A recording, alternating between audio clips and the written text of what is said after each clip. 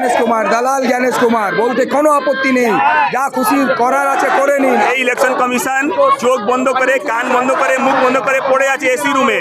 কোথায় ছিলেন এর আগে? এখন যে আমাদের হোম মিনিস্টার রয়েছেন তার পার্সোনাল দালাল ছিলেন, পার্সোনাল দালাল।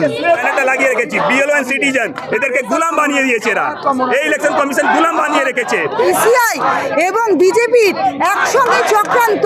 যা বলছে, দিল্লি থেকে যা বলছে, এই ইলেকশন কমিশন তাই সেই কাজটা করছে। নামটা তুলে দাও, নামটা মুছে দাও, এটা আমাদের বেঙ্গলে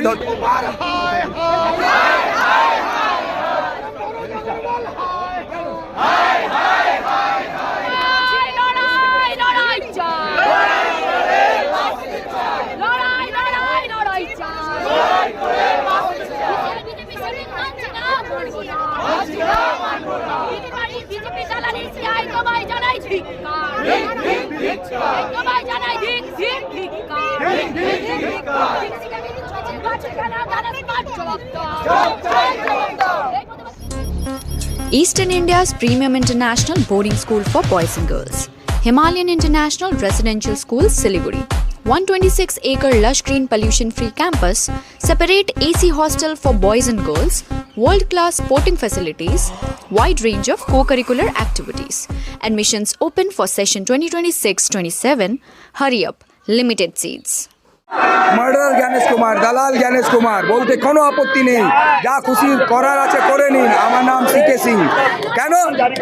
আমরা বারবার বলে এসেছি চারটা কমান, অতিরিক্ত চারটা কমান, কিন্তু কমাচ্ছেন না। এই জন্য কি হলো, কালকে আমাদের আবার একজন সহকর্মী, আমাদের বিএলও শ্রবণ কুমার কাহার, উনি আত্মহত্যা গ্রহণ করেছেন। উনি আত্মহত্যা রাস্তাটা বেছে নিয়েছেন। মৃত্যু মুখে ফেলার কারণ শুধু জ্ঞানেশ কুমার আর তার ইলেকশন কমিশন। এই জন্য মুর্দাবাদ, মার্ডার জ্ঞানেশ কুমার মুর্দাবাদ, দালাল জ্ঞানেশ কুমার মুর্দাবাদ। দালাল জ্ঞানেশ কুমার, জ্ঞানেশ কুমার কোথায় ছিলেন এর আগে? এখন যে আমাদের হোম মিনিস্টার রয়েছেন তার পার্সোনাল দালাল ছিলেন, পার্সোনাল দালাল।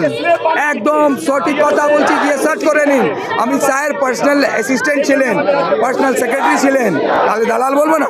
সেখান থেকে তুলে এই ইলেকশন কমিশনে হেড চেয়ারে বসিয়ে দালালি করছেন। তাহলে আগে পার্সোনালি দালালি করতেন, এখন ইসিআই এর চেয়ারে বসে একদম পুরো ন্যাশনাল লেভেলে দালালি করছেন। এই জন্য দালাল জ্ঞানেশ কুমার দালাল। আর ওনার নাম জ্ঞানেশ নেই, উনি একটা জিনিস কুমার, জিনিস মাল, একটা জিনিস, আর কিছু নয়। জিনিস কুমার, জ্ঞানেশ কুমার মুর্দাবাদ, দালাল জ্ঞানেশ কুমার মুর্দাবাদ, মার্ডার জ্ঞানেশ কুমার মুর্দাবাদ। আমাদের পথে নেওয়ার কারণ আজকে আরও একজন বিএলওর আমাদের হতাশ হয়েছেন, মারা গেছেন।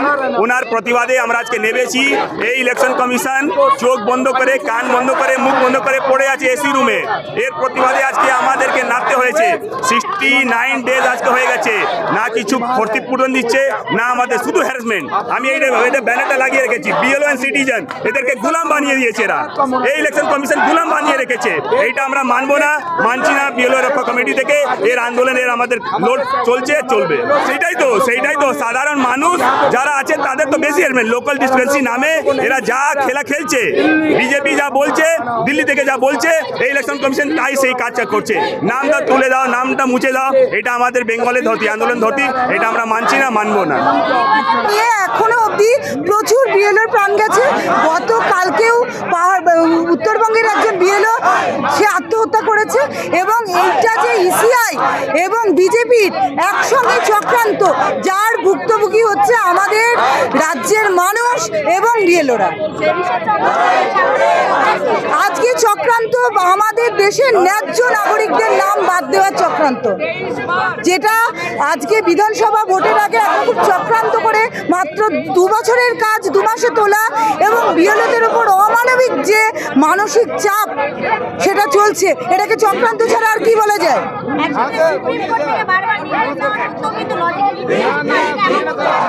হয়নি এবং লজিক্যাল ডিসক্রিপেন্সি যে সমস্ত তুচ্ছ কারণে আসছে যেগুলো রীতিমতো হাস্যকর। একটা হাস্যকর অ্যাপের বলি হচ্ছে সাধারণ বিএলওরা এবং সাধারণ মানুষ। একদমই ঠিক, একদমই ঠিক। এবং ঠিক বিধানসভা ভোটের আগে খুব প্ল্যান্ড ওয়াইজ, একদম আনপ্ল্যান্ড একটা নীতি, সেটা হলো এসআইআর, যেটা হয় না কখনো। আপনারা সবাই জানেন 2 বছরের কাজকে 2 মাসে কোনোদিন করা সম্ভব না। এটা পুরো একটা প্ল্যান, সেটা হলো বিজেপি এবং আজকে ইসিআই এর আঁতাত, যেটা ওয়েস্ট বেঙ্গলের ওপর নেমে এসছে এসআইআর এর নামে। এটা চক্রান্ত ছাড়া আর কিচ্ছু না।